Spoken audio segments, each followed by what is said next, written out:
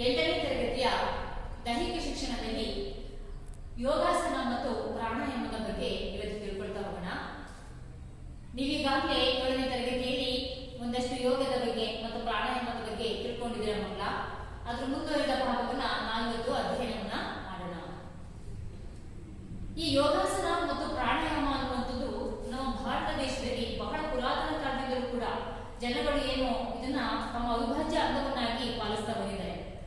ಯಾಕಪ್ಪ ಅಂತಂದ್ರೆ ಇತ್ತೀಚಿನ ದಿನಗಳಲ್ಲಿ ಪುರಾತನ ಹಿಂದಿನ ಜನಗಳಿಗೂ ಇತ್ತೀಚಿನ ಜನಗಳಿಗೂ ಹೋಲಿಕೆ ಮಾಡಿದಾಗ ಅವರ ಸರಾಸರಿ ಆಯಸ್ಸು ಏನಾಗ್ತಿದೆಯಪ್ಪ ಅಂತಂದ್ರೆ ಕಡಿಮೆ ಆಗ್ತಾ ಇದೆ. ಹಿಂದಿನ ದಿನಗಳಲ್ಲಿ ಬಹಳಷ್ಟು ವರ್ಷಗಳ ಕಾಲ ಯಾವುದೇ ರೀತಿಯ ರೋಗಗಳಿಲ್ಲದೆ ಜನಗಳು ಹೆಚ್ಚು ಕಾಲ ಬದುಕ್ತಾ ಇದ್ರು.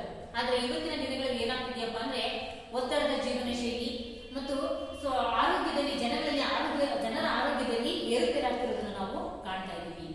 ಅವರ ಒಂದು ಜೀವನ ಕ್ರಿಯೆ ಇರ್ಬೋದು, ಲೈಫ್ ಸ್ಟೈಲ್, ಅವರು ಯಾವ ರೀತಿಯಾಗಿ ಬದುಕ್ತಾರೆ ಅನ್ನುವಂಥದ್ದು ಇರ್ಬೋದು, ಆಹಾರಾಭ್ಯಾಸಗಳಿರ್ಬೋದು, ಅಥವಾ ಚಟುವಟಿಕೆ ರಹಿತವಾದಂತಹ ಕೆಲಸಗಳಿರ್ಬೋದು.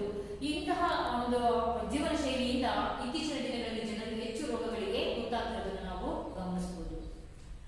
ಈ ಯೋಗ ಮತ್ತು ಪ್ರಾಣಾಯಾಮ ಅನ್ನುವಂಥದ್ದು ಇತ್ತೀಚಿನ ದಿನಗಳಲ್ಲಿ ಬೆಳೆದು ಬಂದಂತಹ ಒಂದು ಕ್ರಿಯೆ ಅಲ್ಲ. ಇದು ಪುರಾತನ ಕಾಲದಲ್ಲೂ ಕೂಡ ನಮ್ಮ ಭಾರತದಲ್ಲಿ ಪ್ರಚಲಿತವಾಗಿರುವಂತಹ ಒಂದು ಅಭ್ಯಾಸ ಕ್ರಮ ಅಂತ ನಾವು ಹೇಳ್ಬೋದು. ಈ ಒಂದು ಯೋಗವನ್ನ ಶ್ರೀ ಪತಂಜಲಿ ಮಹರ್ಷಿಯವರು ಇದನ್ನ ಪ್ರಪ್ರಥಮ ಬಾರಿಗೆ ಯೋಗಾಸನವನ್ನ ಮತ್ತು ಪ್ರಾಣಾಯಾಮವನ್ನ ಕಂಡುಹಿಡಿದಿದ್ದಾರೆ. ಅದನ್ನ ಯೋಗಶಾಸ್ತ್ರದ ಪಿತಾಮಹ ಅಂತಾನೆ ಪತಂಜಲಿ ಮಹರ್ಷಿಗಳನ್ನು ಕರೀತಾರೆ. ಇವರು ತಮ್ಮ ಯೋಗ ಸೂತ್ರ ಗ್ರಂಥದಲ್ಲಿ ಇದನ್ನ ಬರೀತಾರೆ. ಏನು ಯೋಗಾಸನವನ್ನ ಹೇಗೆ ಮಾಡಬೇಕು, ಪ್ರಾಣಾಯಾಮವನ್ನು ಮಾಡೋದ್ರಿಂದ ನಮಗೆ ಎಷ್ಟೆಲ್ಲ ಆರೋಗ್ಯಗಳು ವೃದ್ಧಿ ಆಗ್ತದೆ ಅನ್ನೋದನ್ನ ತಮ್ಮ ಯೋಗ ಸೂತ್ರ ಅನ್ನುವಂತಹ ಗ್ರಂಥದಲ್ಲಿ 4 ಪಥಗಳಲ್ಲಿ ಅವರು ಈ ಯೋಗಾಸನವನ್ನ ಬರೀತಾರೆ. ಏನಪ್ಪಾ ಅದು ಅಂದ್ರೆ ಜ್ಞಾನ ಯೋಗ, ಕರ್ಮಯೋಗ, ಭಕ್ತಿ ಯೋಗ ಮತ್ತು ರಾಜಯೋಗ. ಈ 4 ಪಥಗಳು ಯಾವ್ದು? ಜ್ಞಾನಯೋಗ, ಭಕ್ತಿ ಯೋಗ, ಕರ್ಮಯೋಗ, ರಾಜಯೋಗ. ಈ 4 ಪಥಗಳಲ್ಲಿ ಯೋಗಾಸನವನ್ನು ಅವರು ಎಕ್ಸ್ಪ್ಲೇನ್ ಮಾಡ್ತಾರೆ. ಇವುಗಳಿಗೆ ಅಷ್ಟಾಂಗ ಯೋಗ ಅಂತಾನೆ ಕರೀತಾರೆ. ಅವರು ಏನು ಅಷ್ಟಾಂಗ ಯೋಗ. ಪತಂಜಲಿ ಮಹರ್ಷಿಗಳು ಬಹಳಷ್ಟು ವರ್ಷಗಳ ಕಾಲ ಯಾವುದೇ ರೀತಿಯ ರೋಗ ರುಜಿನಗಳಿಲ್ಲದೆ ಬದುಕಿದಂತಹ ಒಬ್ಬ ಋಷಿಗಳು. ಅವರು ಕಂಡುಕೊಂಡಂತಹ ಅನುಭವಗಳನ್ನ ಈ ಯೋಗ ಸೂತ್ರ ಗ್ರಂಥದಲ್ಲಿ ಬರೀತಾರೆ. ಯೋಗಾಸನವನ್ನ ಮಾಡೋದ್ರಿಂದ ನಾವು ಯಾವ ರೀತಿಯಾಗಿ ಕಾಯಿಲೆಗಳು ಬಂದಾಗ ಆಸ್ಪತ್ರೆಗೆ ಹೋಗ್ತೀವಿ, ಹಾಗೆ ಆ ಮೆಡಿಸಿನ್ಗಳನ್ನ ತಗೊಳ್ತೀವಿ. ಅದನ್ನ ತಡೆಗಟ್ಟಲಿಕ್ಕೆ ಅಂದ್ರೆ ನಾವು ಕಾಯಿಲೆಗಳು ಬರೋದಕ್ಕೆ ನಾವು ಫಸ್ಟೇ ತಡೆಗಟ್ಟಬೇಕು. ಅದಕ್ಕೋಸ್ಕರ ನಾವು ಯೋಗಾಸನ ಮತ್ತು ಪ್ರಾಣಾಯಾಮಗಳನ್ನ ಅಭ್ಯಾಸ ಮಾಡ್ಕೋಬೇಕು. Prevention is better than cure ಅಂತ ಹೇಳ್ತಾರೆ. ಅಂದ್ರೆ ಕಾಯಿಲೆಗಳು ಬರೋದಕ್ಕಿಂತ ಮುಂಚಿತವಾಗಿ ತಡೆಗಟ್ಟೋದು, ಆ ಕಾಯಿಲೆಗಳು ನಮಗೆ ಬರ್ದಿರೋ ಹಾಗೆ ನಾವು ನೋಡ್ಕೊಳ್ಳೋದು. ಕಾಯಿಲೆ ಬಂದಾಗ ನಾವು ಔಷಧಿಗಳನ್ನ ತಗೊಳ್ಳೋದು ಸಹಜ, ಆದ್ರೆ ಆ ಕಾಯಿಲೆಗಳೇ ಬರ್ದಿರೋ ಹಾಗೆ ತಡೆಗಟ್ಟುವಂಥದ್ದು ಇದು ಯಾವುದು ಯೋಗಾಸನ ಅಂತ ಪ್ರಾಣಾಯಾಮದ ಅಭ್ಯಾಸಗಳು. ಇದಕ್ಕೆ ನಾವು prevention is better than cure ಅಂತ ಹೇಳ್ತೀವಿ. ಹಾಗೆ ಅಂತಹ ಒಂದು ಕೆಲಸವನ್ನ ಯೋಗಾಸನ ಮತ್ತು ಪ್ರಾಣಾಯಾಮವನ್ನ ಮಾಡೋದ್ರಿಂದ ನಮಗೆ ಲಭಿಸುತ್ತೆ ಅಂತ ಹೇಳಿದ್ರೆ ತಪ್ಪಾಗಲಾರದು ಮಕ್ಕಳ. ಈ ಒಂದು ನಮ್ಮ ಭಾರತದಲ್ಲಿ ಏನು ಪ್ರಚಲಿತದಲ್ಲಿದ್ದಂತಹ ಈ ಒಂದು ಯೋಗ ಮತ್ತು ಪ್ರಾಣಾಯಾಮವನ್ನ ಬೇರೆ ಬೇರೆ ದೇಶಗಳಲ್ಲಿ ಇದರ ಉಪಯೋಗವನ್ನ ಪಡ್ಕೊಂಡು ಬೇರೆ ದೇಶಗಳಲ್ಲೂ ಕೂಡ ಇದನ್ನ ಕಂಪಲ್ಸರಿಯಾಗಿ ಎಲ್ಲರೂ ಕೂಡ ಅಳವಡಿಸ್ಕೊಳ್ತಾ ಇದ್ದಾರೆ. ಯಾಕಪ್ಪ ಅಂತಂದ್ರೆ ನಾವು ಹುಷಾರಿಲ್ಲದಾದಾಗ ಮೆಡಿಸಿನ್ ಅನ್ನು ತಗೊಳ್ತೀವಿ. ಅದು ತಕ್ಷಣದಲ್ಲಿ ಮಾತ್ರ ಅದು ವಾಸಿಯಾಗುತ್ತೆ. ಪೇನ್ ಕಿಲ್ಲರ್ ಟ್ಯಾಬ್ಲೆಟ್ಸ್ಗಳು ಆ ಒಂದು ಪೇನ್ ಅನ್ನ ಆ ಕ್ಷಣದಲ್ಲಿ ಅಷ್ಟೇನೆ ನೀಗಿಸ್ತಾರೆ, ಆದ್ರೆ ಮತ್ತೆ ಮರುಕಳಿಸ್ತದೆ ಆ ಕಾಯಿಲೆಗಳು. ಇದಕ್ಕೆ ಸಂಪೂರ್ಣವಾಗಿ ಈ ಕಾಯಿಲೆಗಳೇ ಬರಬಾರ್ದು ಅಂತಂದ್ರೆ ನಾವು ಏನ್ ಮಾಡ್ಬೇಕಾಗುತ್ತೆ? ಯೋಗಾಸನವನ್ನ ಮಾಡ್ಬೇಕಾಗುತ್ತೆ. ಯಾರಿಗೆ ದೈಹಿಕ ಚಟುವಟಿಕೆಗಳಲ್ಲಿ ಹೆಚ್ಚಿನ ಸಕ್ರಿಯವಾಗಿ ಪಾಲ್ಗೊಳ್ತಿರ್ತಾರೋ, ಅಂದ್ರೆ ಹೆಚ್ಚಿನದಾಗಿ ಇಂಟ್ರೆಸ್ಟ್ ಇರುತ್ತೋ, ದೈಹಿಕ ಚಟುವಟಿಕೆಗಳನ್ನ ಮಾಡೋದ್ರಿಂದ ಅವರ ಆರೋಗ್ಯ ವೃದ್ಧಿಯಾಗುತ್ತೆ ಅಂತ ಅರ್ಥ ಯಾರು ಮಾಡ್ಕೊಂಡಿರ್ತಾರೋ ಅಂತೂ ಸರಳವಾದಂತಹ ಆಸನಗಳನ್ನ ಮಾಡೋದ್ರ ಮೂಲಕ ಅವರ ಆರೋಗ್ಯವನ್ನ ಇನ್ನೂ ಸಹ ಹೆಚ್ಚು ಮಾಡ್ಕೋಬಹುದು. ಯಾರು ಯೋಗಿ ಆಗಿರ್ತಾನೋ, ಅಂದ್ರೆ ಯೋಗಾಸನವನ್ನ ತನ್ನ ಜೀವನದಲ್ಲಿ ಅಳವಡಿಸ್ಕೊಂಡಿರ್ತಾನೋ, ಅವನು ಹೆಚ್ಚು ಕಾಲ ಹಾಗೂ ದೀರ್ಘವಾದಂತಹ ಜೀವನವನ್ನು ನಡೆಸ್ತಾನೆ. ಯಾವುದೇ ರೀತಿಯ ರೋಗ ರುಜಿನಗಳಿಂದ ಅವನು ಮುಕ್ತಿಯನ್ನ ಹೊಂದುತ್ತಾನೆ. ರೋಗಿಯಾಗಿ 100 ವರ್ಷ ಬದುಕುವುದಕ್ಕಿಂತ ನಿರೋಗಿಯಾಗಿ 3 ವರ್ಷ ಬದುಕುವುದು ಲೇಸು ಅಂತ ನಮ್ಮ ಯೋಗ ಸೂತ್ರದಲ್ಲಿ ಹೇಳ್ತಾರೆ. ಅಂದ್ರೆ ಹಲವಾರು ಕಾಯಿಲೆಗಳನ್ನ ಇಟ್ಕೊಂಡು 100 ವರ್ಷಗಳು ಬದುಕೋದಕ್ಕಿಂತ ನಿರೋಗಿಯಾಗಿ ಯಾವುದೇ ರೀತಿಯ ರೋಗ ಇದ್ದರೆ 3 ವರ್ಷ ನಾವು ಜೀವನವನ್ನು ಸಾಗಿಸಿದ್ರೆ ಸಾಕು ಅಂತ, ಲೇಸು ಅಂತ. ಅಂದ್ರೆ ಏನಪ್ಪಾ ಅಂತಂದ್ರೆ ನಾವು ಜೀವನ ಪರ್ಯಂತ ನರಳಾಟದಲ್ಲೇ ಜೀವನವನ್ನು ಸಾಗಿಸ್ತೀವಿ. ಯಾವುದಾದ್ರು ಒಂದು ಕಾಯಿಲೆಗೆ ಮೆಡಿಸಿನ್ ತಗೊಂಡ್ರೆ ಇನ್ನೊಂದು ಕಾಯಿಲೆ ಉಲ್ಬಣಿಸುತ್ತೆ. ನಮ್ಮಲ್ಲಿ ಬಾಡಿಯಲ್ಲಿ ಆ ಒಂದು ಮೆಡಿಸಿನ್ ಅನ್ನ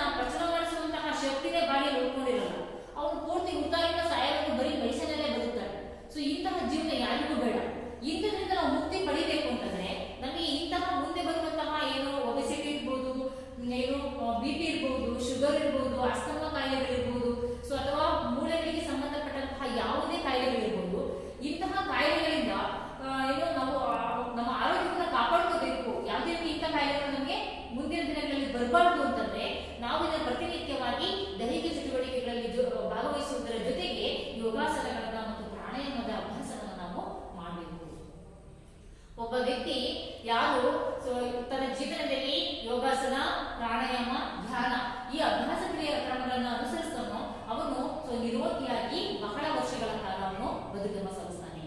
ಅದಕ್ಕೋಸ್ಕರ ಈ ಯೋಗ ಮತ್ತು ಪ್ರಾಣಾಯಾಮ ಇತ್ತೀಚಿನ ದಿನಗಳಲ್ಲಿ ಅಂದ್ರೆ ಇತ್ತೀಚಿನ ಜನಗಳಲ್ಲಿ ಬಹಳ ಮುಖ್ಯವಾಗಿ ತಮ್ಮ ಆರೋಗ್ಯವನ್ನ ಕಾಪಾಡಿಕೊಳ್ಳಲಿಕ್ಕೆ ಈ ಒಂದು ಯೋಗಾಸನ ಮತ್ತು ಪ್ರಾಣಾಯಾಮ ಬಹಳ ಮುಖ್ಯವಾದಂತಹ ಅಂಶ ಅಂತ ನಾವು ಹೇಳ್ಬೋದು. ಇವತ್ತಿನ ತರಗತಿಯಲ್ಲಿ ನಾವು ಅದರ ಬಗ್ಗೆ ತಿಳ್ಕೊಳ್ತಾ ಹೋಗೋಣ ಮಕ್ಕಳ. ಸೊ ಈ ಯೋಗಾಸನ ಮತ್ತು ಪ್ರಾಣಾಯಾಮದಲ್ಲಿ ಈ ಒಂದು ಅಂಶಗಳ ಬಗ್ಗೆ ನಾವು ಅಭ್ಯಾಸವನ್ನ ಮಾಡ್ತಾ ಹೋಗೋಣ. ಯೋಗಾಸನ ಮತ್ತು ವ್ಯಾಯಾಮಗಳ ನಡುವಿನ ವ್ಯತ್ಯಾಸ. ಯೋಗಾಸನವನ್ನ ಮಾಡಬೇಕು, ವ್ಯಾಯಾಮಗಳನ್ನು ಕೂಡ ಮಾಡಬೇಕು. ಇವುಗಳ ಮಧ್ಯೆ ಏನ್ ವ್ಯತ್ಯಾಸ ಇದೆ? ಸೊ ಇವೆಲ್ಲ ಎರಡು ಕೂಡ ದೇಹಕ್ಕೆ ಶ್ರಮವನ್ನ ಕೊಡುವಂಥವು. ಸೊ ಅಂದ್ರೆ ದೇಹಕ್ಕೆ ಕಸರತ್ತನ್ನ ಮಾಡಿಸುವಂಥವು. ಯೋಗಾಸನ ಮತ್ತು ವ್ಯಾಯಾಮದ ನಡುವಿನ ವ್ಯತ್ಯಾಸವನ್ನು ನಾವು ಇವತ್ತು ಅಧ್ಯಯನವನ್ನ ಮಾಡೋಣ. ನೆಕ್ಸ್ಟ್ ಪ್ರಾಣಾಯಾಮ ಅರ್ಥ, ಮಹತ್ವದ ಬಗ್ಗೆ ತಿಳಿಯೋದು. ಪ್ರಾಣಾಯಾಮ ಅಂದ್ರೆ ಏನು, ಅದರ ಅರ್ಥ ಏನು, ಅದರ ಮಹತ್ವ, ಪ್ರಾಣಾಯಾಮವನ್ನು ನಾವು ಯಾಕೆ ಮಾಡಬೇಕು, ಇದ್ರ ಬಗ್ಗೆ ನಾವು ಸಹ ತಿಳ್ಕೊಳ್ತಾ ಹೋಗೋಣ. ಪ್ರಾಣಾಯಾಮದ ಅಭ್ಯಾಸಕ್ಕೆ ಮುಂಚೆ ಪೂರ್ವ ಸಿದ್ಧತೆ. ಯಾವುದೇ ಆ ಯೋಗಾಸನ ಇರಬಹುದು, ಪ್ರಾಣಾಯಾಮ ಇರಬಹುದು, ಇದಕ್ಕೆ ನಾವು ಪೂರ್ವ ಸಿದ್ಧತೆಯನ್ನ ಮಾಡ್ಕೋಬೇಕಾಗುತ್ತೆ. ಯಾವಾಗ ಬೇಕಾವಾಗ ಯಾವ ಸಮಯದಲ್ಲಿ ಯಾವ ಜಾಗದಲ್ಲಿ ಬೇಕಾದ್ರೆ ಯೋಗಾಸನವನ್ನ ಮಾಡ್ಲಿಕ್ಕಾಗಲ್ಲ ಅಥವಾ ವ್ಯಾಯಾಮಗಳನ್ನ ಮಾಡ್ಲಿಕ್ಕಾಗಲ್ಲ. ಅದಕ್ಕೆ ಒಂದು ಸೂಕ್ತ ಸಮಯ ಅಂತ ಇರುತ್ತೆ. ಆ ಒಂದು ಸಮಯದಲ್ಲೇ ನಾವು ಈ ಅಭ್ಯಾಸಗಳನ್ನ ಮಾಡಬೇಕಾಗುತ್ತೆ. ಸೊ ಅದಕ್ಕೆ ಸಂಬಂಧಪಟ್ಟಂತಹ ಉಡುಪುಗಳನ್ನ ಧರಿಸಬೇಕು. ಸೊ ನಾವು ನಿರಾಹಾರಿಯಾಗಿರ್ಬೇಕು, ಆ ಸಮಯ ಹೇಗಿರ್ಬೇಕು, ಸೊ ಇದನ್ನ ನಾವು ತಿಳಿಸ್ಕೊಡುವಂಥದ್ದು ಈ ಪ್ರಾಣಾಯಾಮದಲ್ಲಿ. ಇದರ ಬಗ್ಗೆ ಸಹ ನಾವು ಅಭ್ಯಾಸವನ್ನ ಮಾಡೋಣ.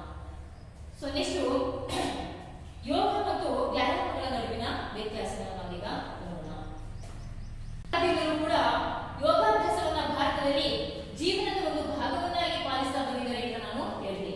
ಸಕ್ರಿಯವಾಗಿ ಯಾವ ವ್ಯಕ್ತಿ ತನ್ನ ಅಂದ್ರೆ ಚಟುವಟಿಕೆಗಳಲ್ಲಿ ತೊಡಗಿ ಕ್ರಿಯಾಶೀಲವಾಗಿರ್ತಾನೋ ಅವನು ಸರಳವಾದಂತಹ ಯೋಗಾಸನಗಳನ್ನ ಮತ್ತು ಪ್ರಾಣಾಯಾಮ ಮತ್ತು ಧ್ಯಾನವನ್ನ ಮಾಡಿ ತನ್ನ ಆರೋಗ್ಯವನ್ನ ಇನ್ನೂ ಹೆಚ್ಚು ಮಾಡ್ಕೊಳ್ತಾನೆ. ಅದರ ಬಗ್ಗೆ ನಾವು ಇವತ್ತು ಅಧ್ಯಯನ ಮಾಡೋಣ. ಯೋಗ ಮತ್ತು ವ್ಯಾಯಾಮಗಳ ನಡುವಿನ ವ್ಯತ್ಯಾಸವನ್ನ ನಾವೀಗ ನೋಡ್ತಾ ಹೋಗೋಣ. ಶಾರೀರಿಕವಾಗಿ ಮತ್ತು ಮಾನಸಿಕವಾಗಿ ಆರೋಗ್ಯಪೂರ್ಣವಾಗಿರಬೇಕಾದ್ರೆ ಯೋಗ ಮತ್ತು ವ್ಯಾಯಾಮ ಅವಶ್ಯಕವಾಗಿರಬೇಕು. ಶಾರೀರಿಕವಾಗಿ ಮತ್ತು ಮಾನಸಿಕವಾಗಿ. ಯಾಕಪ್ಪ ಅಂತಂದ್ರೆ ವ್ಯಾಯಾಮಗಳು ಬರೀ ಶಾರೀರಿಕವಾಗಿ ನಮ್ಮನ್ನ ಸ್ವಾಸ್ಥ್ಯವನ್ನಾಗಿ ಮಾಡಿದರೆ ಯೋಗಾಸನಗಳು ಮಾನಸಿಕವಾಗಿಯೂ ಕೂಡ ನಮ್ಮನ್ನ ಸದೃಢರನ್ನಾಗಿ ಮಾಡ್ತಾರೆ. ನಾನು ನಿಮಗೆ ಹಿಂದಿನ ತರಗತಿಯಲ್ಲಿ ಹೇಳ್ತಿದ್ದೆ ಮಕ್ಕಳ, ಮಾನಸಿಕ ಆರೋಗ್ಯ ಮತ್ತು ಭಾವನೆಗಳಲ್ಲಿ ಪಾಠದಲ್ಲಿ ಹೇಳ್ತಾ ಇದ್ದೆ. ನಮ್ಮ ಆರೋಗ್ಯ ಚೆನ್ನಾಗಿರ್ಬೇಕು, ಸದೃಢವಾಗಿರ್ಬೇಕು, ಯಾವುದೇ ರೀತಿಯ ರೋಗ ರುಜಿನಗಳು ಬರಬಾರ್ದು ಅಂತಂದ್ರೆ ದೈಹಿಕ ಆರೋಗ್ಯ ಎಷ್ಟು ಮುಖ್ಯನೋ ಮಾನಸಿಕ ಆರೋಗ್ಯನೂ ಕೂಡ ನಮ್ಗೆ ಅಷ್ಟೇ ಮುಖ್ಯವಾಗಿ ಬೇಕಾಗುತ್ತೆ. ಮಾನಸಿಕ ಆರೋಗ್ಯ ಚೆನ್ನಾಗಿದ್ದರೆ ಮಾತ್ರ ದೈಹಿಕ ಆರೋಗ್ಯನೂ ಕೂಡ ಚೆನ್ನಾಗಿರುತ್ತೆ ಅಂತ ಹೇಳಿದೆ. ಸೊ ಹಾಗೆ ಶಾರೀರಿಕವಾಗಿ ಮತ್ತು ಮಾನಸಿಕವಾಗಿ ಆರೋಗ್ಯಪೂರ್ಣವಾಗಿರ್ಬೇಕಾದ್ರೆ, ನಾವು ಆರೋಗ್ಯವನ್ನು ಹೊಂದಬೇಕಾದ್ರೆ ಯೋಗ ಮತ್ತು ವ್ಯಾಯಾಮ ಅವಶ್ಯಕವಾಗಿದೆ. ಪ್ರತಿಯೊಬ್ಬರ ಜೀವನದಲ್ಲಿ ಯೋಗ ಮತ್ತು ಪ್ರಾಣಾಯಾಮ ಅನ್ನುವಂಥವು ಅವಶ್ಯಕವಾಗಿ ಬೇಕೇ ಬೇಕು. ಪ್ರತಿನಿತ್ಯ ಸಕ್ರಿಯವಾಗಿರ್ಬೇಕು, ಅವರು ಕಾರ್ಯಪ್ರವೃತ್ತರಾಗಿರ್ಬೇಕು. ಅಂದ್ರೆ ತಮ್ಮನ್ನ ತಾವು ಯಾವುದಾದ್ರೂ ಒಂದು ಕೆಲಸದ ಕಡೆ ಕ್ರಿಯಾಶೀಲರಾಗಿ ತೊಡಗಿಸ್ಕೊಳ್ತಾ ಇರಬೇಕು. ಆಗ ಮಾತ್ರ ನನಗೆ ಉತ್ತಮ ಚಿಂತನೆಗಳು, ಆಲೋಚನೆಗಳು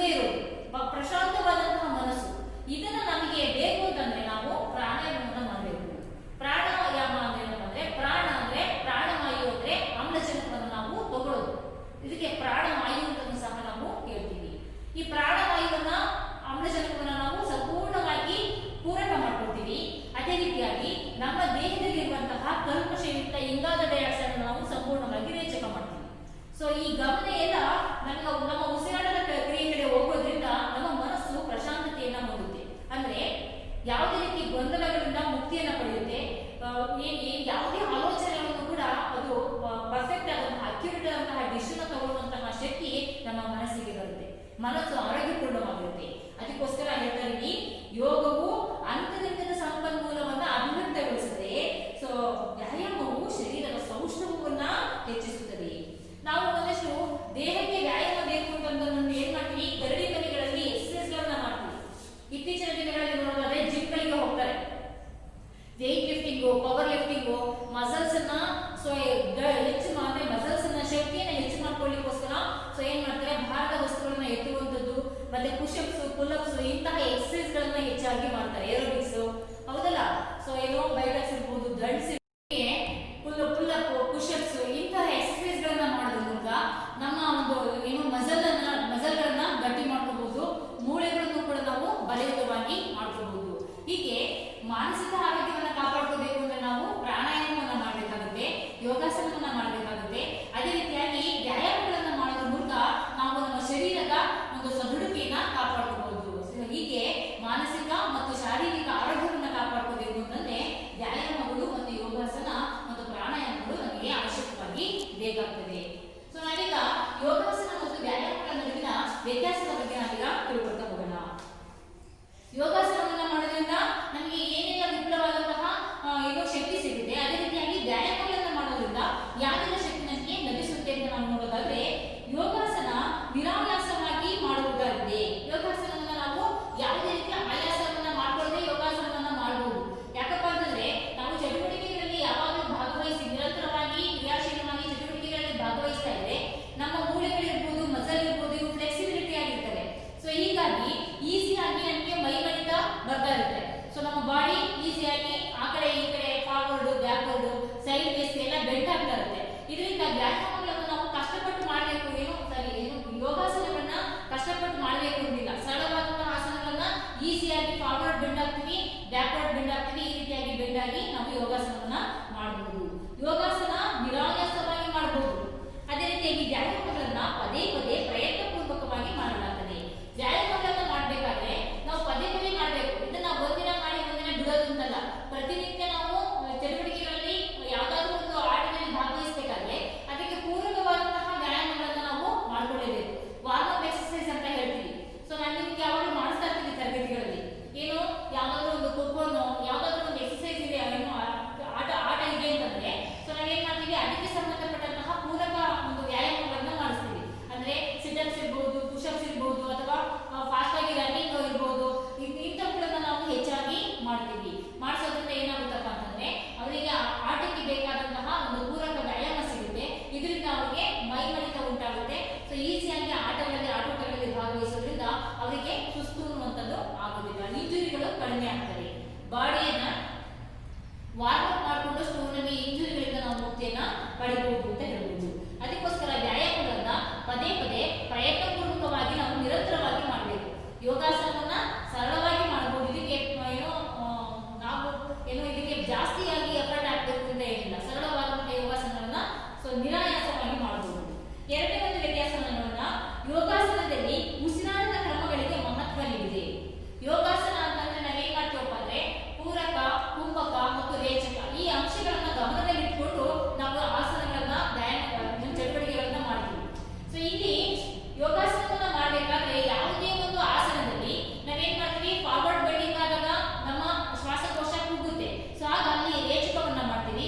ನಾವು ಬ್ಯಾಕ್ವರ್ಡ್ ಬೆಂಡಿಂಗ್ ಮಾಡಿದಾಗ ಹಿಂದಕ್ಕೆ ನಾವು ನಮ್ಮ ಬಾಡಿಯನ್ನ ತಗೊಂಡು ಹೋದಾಗ ಸೊ ನಾವು ಬ್ರೀತಿಂಗ್ ಅಂದ್ರೆ ಪೂರಕವನ್ನ ಮಾಡ್ಕೊತೀವಿ. ಸೊ ಈ ರೀತಿಯಾಗಿ ರೇಚಕ, ಪೂರಕ. ಸೊ ನಾವು ಅಲ್ಲಿ ಒಂದು ಪೂರಕವನ್ನ ಮಾಡಿದ ನಂತರ ನಾವು ಕುಂಭಕವನ್ನ ಮಾಡ್ತೀವಿ. ಅಂದ್ರೆ ಉಸಿರನ್ನ ಒಂದು 2-3 ಸೆಕೆಂಡ್ ಹೋಲ್ಡ್ ಮಾಡ್ತೀವಿ, ಅದಕ್ಕೆ ಕುಂಭಕ ಅಂತ ಹೇಳ್ತೀವಿ. ಇವುಗಳ ಗಮನಪೂರ್ವಕ ಅಭ್ಯಾಸವೇ ಪ್ರಾಣಾಯಾಮ ಅಂತ ಹೇಳ್ತೀವಿ. ಸೊ ಹೀಗೆ ಯೋಗಾಸನ ಮತ್ತು ಪ್ರಾಣಾಯಾಮಗಳಲ್ಲಿ ಈ ಉಸಿರಾಟದ ಕ್ರಿಯೆ ಕಡೆ ಹೆಚ್ಚು ಗಮನವನ್ನ ಕೊಡಬೇಕಾಗುತ್ತೆ. ಈಗ ಎಕ್ಸಾಂಪಲ್ ತಗೋಬೇಕು ಅಂದ್ರೆ ಸೂರ್ಯ ನಮಸ್ಕಾರ ಇರ್ಬೋದು. ಸೊ ಒಂದು ಫಾರ್ವರ್ಡ್ ಬೆಂಡಿಂಗ್ ಇದೆ, ಮತ್ತೊಂದು ಬ್ಯಾಕ್ವರ್ಡ್ ಬೆಂಡಿಂಗ್ ಇರುತ್ತೆ. ಯಾಕಪ್ಪ ಅಂತಂದ್ರೆ ಸೊ ನಾವು ಫಸ್ಟ್ ರೇಚಕವನ್ನ ಮಾಡಬೇಕು. ನಮ್ಮಲ್ಲಿರುವಂತಹ ಶರೀರದಲ್ಲಿರುವಂತಹ ಯಾವುದು ಕಾರ್ಬನ್ ಡೈಆಕ್ಸೈಡ್ ಅನ್ನು ನಾವು ಸಂಪೂರ್ಣವಾಗಿ ರೇಚಕ ಮಾಡಬೇಕು. ಆಗ ಏನ್ ಮಾಡ್ತೀವಿ, ನಾವು ಫಾರ್ವರ್ಡ್ ಬೆಂಡಿಂಗ್ ಅಂದ್ರೆ ಮುಂದಕ್ಕೆ ಬಾಗ್ತೀವಿ.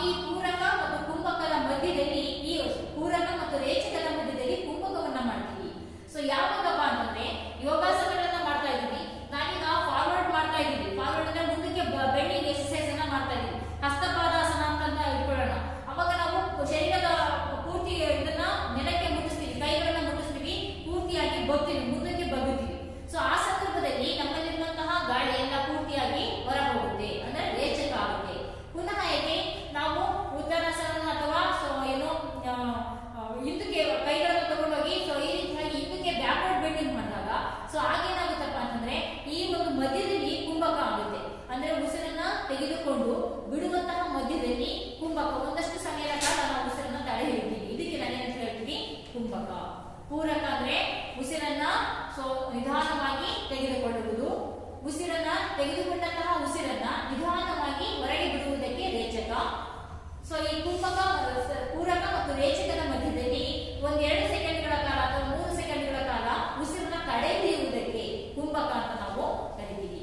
ಈ ಒಂದು ಪದಗಳ ಒಂದು ಏನು ಶಬ್ದಗಳ ಬಳಕೆ ಪ್ರಾಣಾಯಾಮದಲ್ಲಿ ಬರುವಂತದ್ದು. ಪ್ರಾಣವಾಯು, ಪೂರಕ, ಕುಂಭಕ, ರೇಚಕ, ಹೌದಲ್ಲ, ಈ ಶಬ್ದಗಳನ್ನ ಪ್ರಾಣಾಯಾಮದಲ್ಲಿ ನಾವು ಯೋಗಾಸನದಲ್ಲಿ ನಾವು ಬಳಸೋದನ್ನ ನೋಡ್ತೀವಿ.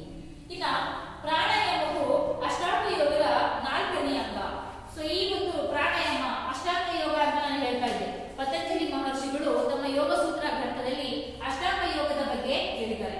ಸೊ ಹೇಳಿದೆ ಮೊದಲನೇದಾಗಿ ನಾನು ಜ್ಞಾನ ಯೋಗ, ಅಷ್ಟಾಂಗ ಯೋಗದ ಪಥಗಳು ಯಾವುವು? ಜ್ಞಾನ ಯೋಗ, ನೆಕ್ಸ್ಟ್ ಭಕ್ತಿ ಯೋಗ, ಕರ್ಮಯೋಗ ಮತ್ತು ರಾಜಯೋಗ. ಇಲ್ಲಿ ಈ 4 ಮೆಟ್ಟಿಲುಗಳು ಸೇರಿ ನಾವೇನಂತ ಕರಿತೀವಿ? ಸೊ ಅಷ್ಟಾಂಗ ಯೋಗ ಅಂತ ಕರಿತೀವಿ. ಸೊ ಈ ಅಷ್ಟಾಂಗ ಯೋಗದಲ್ಲಿ ಈ 4ನೇ ಅಂಗ ಯಾವುದಪ್ಪ ಅಂದ್ರೆ ಪ್ರಾಣಾಯಾಮ ಅಂಗ. ಇದು ಸೊ ಏನು ಪಥಗಳು ಇವು ಅಂಗ ಅಂದ್ರೆ ಸೊ ಯಮ, ನಿಯಮ, ಪ್ರಾಣಾಯಾಮ, ಪ್ರತ್ಯಾಹಾರ ಅಂತಂತ ಧಾರಣ, ಧ್ಯಾನ, ಸಮಾಧಿ ಅಂತ ಬರ್ತದೆ.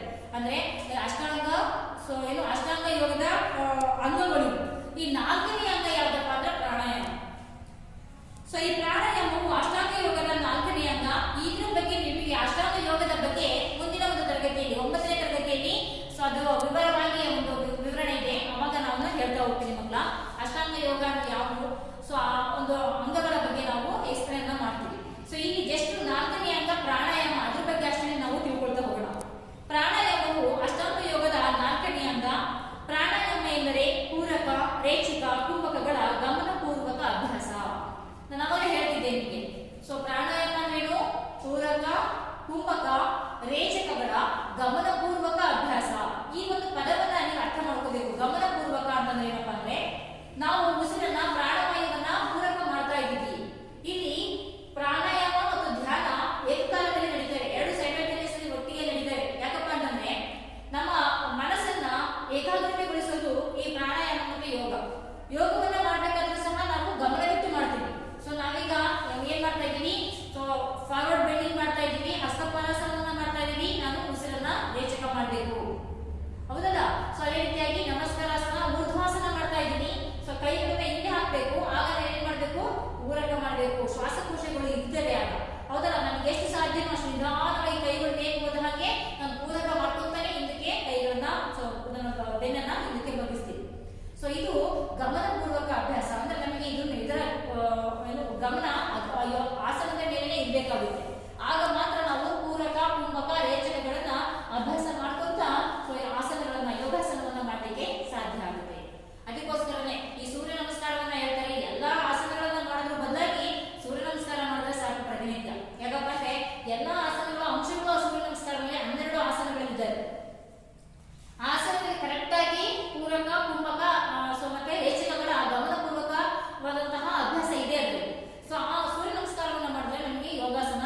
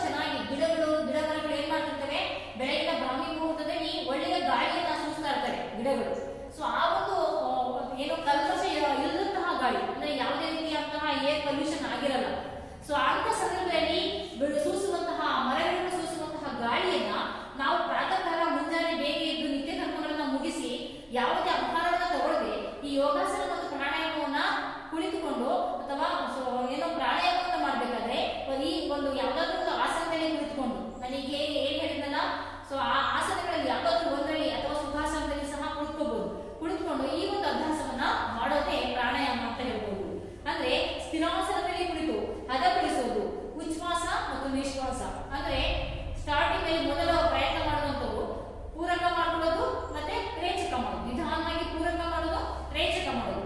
ಸೊ ಇದಕ್ಕೆ ನಾವೇನಂತ ಕರಿತೀವಿ, ಪ್ರಾಣಾಯಾಮ ಅಂತ ಕರಿಬಹುದು. ಸೊ ಅದಕ್ಕೋಸ್ಕರ ಹೇಳ್ತಾರೆ ಇಲ್ಲಿ ಉಚ್ಛ್ವಾಸ ಮತ್ತು ನಿಶ್ವಾಸ ಕ್ರಿಯೆಗಳನ್ನ ಸ್ಥಿರಾಸನದಲ್ಲಿ ಕುಳಿತು ಹದಗೊಳಿಸುವುದೇ ಪ್ರಾಣಾಯಾಮ ಎಂದು ಪತಂಜಲಿ ಋಷಿಗಳು ತಮ್ಮ ಯೋಗ ಸೂತ್ರದಲ್ಲಿ ಹೇಳಿದ್ದಾರೆ. ಅರ್ಥ ಆಯ್ತಲ್ಲ ಮಕ್ಕಳ? ಅಂದ್ರೆ ನಿಮಗೆ ಇಲ್ಲಿ ಇಷ್ಟು ಅರ್ಥ ಮಾಡ್ಕೊಳ್ಳಿ. ಈ ಒಂದು ತರಗತಿಯಲ್ಲಿ ನಮ್ಮ ಈ ಒಂದು ಯೋಗಾಸನ ಮತ್ತು ಪ್ರಾಣಾಯಾಮ ಪ್ರಾಚೀನ ಕಾಲದಿಂದಲೂ ಕೂಡ ಏನೋ ಇರುವಂತಹ ಬೆಳಗ್ಗೆ ಪ್ರಾಚೀನ ಕಾಲದಿಂದಲೂ ಕೂಡ ನಮ್ಮ ಭಾರತ ದೇಶದಲ್ಲಿ ಇರುವಂತಹ ಜನರು ಬಳಕೆ ಮಾಡುತ್ತಿದ್ದಂತಹ ಒಂದು ಅಭ್ಯಾಸ ಚಟುವಟಿಕೆಗಳು ಅಂತ ನಾವು ಹೇಳ್ಬಹುದು. ಇತ್ತೀಚಿನ ದಿನಗಳಲ್ಲಿ ಬೆಳೆದು ಬಂದಂತದ್ದಲ್ಲ ಇದು. ಪ್ರಾಚೀನ ಕಾಲದಿಂದಲೂ ಕೂಡ ಋಷಿ